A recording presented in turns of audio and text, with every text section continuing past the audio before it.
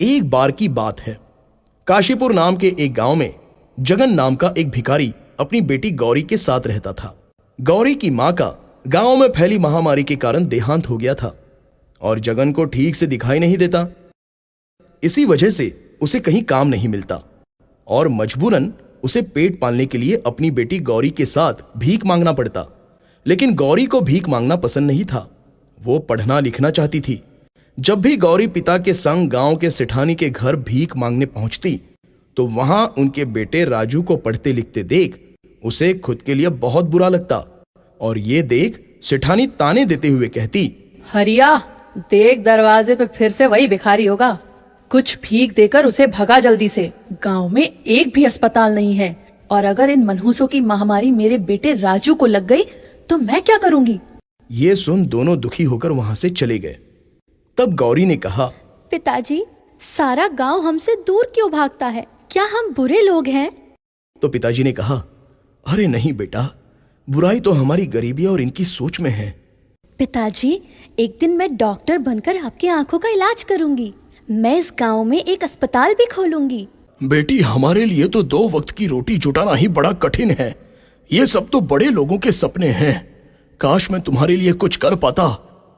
तभी एक औरत ने गौरी को पास बुलाया और कहा, अरे ओ गौरी, अगर तुम हमारा टॉयलेट साफ कर दोगी तो मैं तुम्हें कुछ रुपए भीख दूंगी। गौरी ने उनकी बात मानी और उनका टॉयलेट साफ कर दिया। लेकिन गौरी को यह बात बहुत ही बुरी लगी। तभी गौरी ने यह फैसला कर लिया कि वो डॉक्टर बनेगी। गौरी ने अपने पिता को मंदिर के बाहर रहीम चाचा के पास बिठा दिया और वो खुद कई दिनों तक खिलौने गांव में बेचकर पैसे कमाने लगी।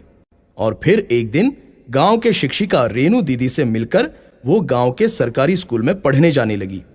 अब गौरी रोज स्कूल से आने के बाद खिलौने बेचती और पैसे कमाती और अपने पिता की देखभाल करती।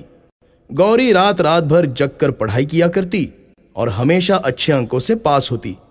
गौरी की हिम्मत और सफलता देख सेठानी और अन्य गांव के लोग सभी हैरान थे और वो जगन और गौरी से जलने भी लगे थे। पता नहीं ये भिकारन पढ़ लिखकर कौन सा डॉक्टर कलेक्टर बन जाएगी। मैं अभी देखती हूँ। गौरी हर साल अच्छे अंकों से पास होती और शिक्षिका रेनू भी गौरी की पढ़ाई में खूब मदद करती। धीरे धीरे समय गुजरता गया और गौरी बड़ी होती गई।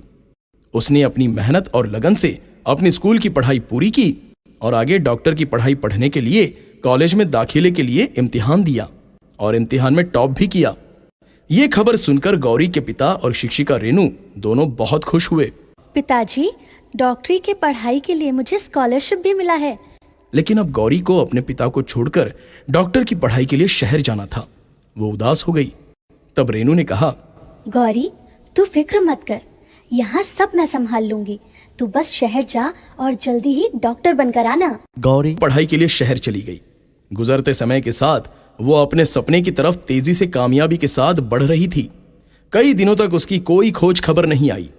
कुछ साल बाद गांव में दोबारा महामारी की बीमारी तेजी से फैल गई और रेनू के पिता सहित सेठानी और उसका बेटा राजू सभी बहुत बीमार हो गए और नगर के एक छोटे से सरकारी अस्पताल में पड़े रहे।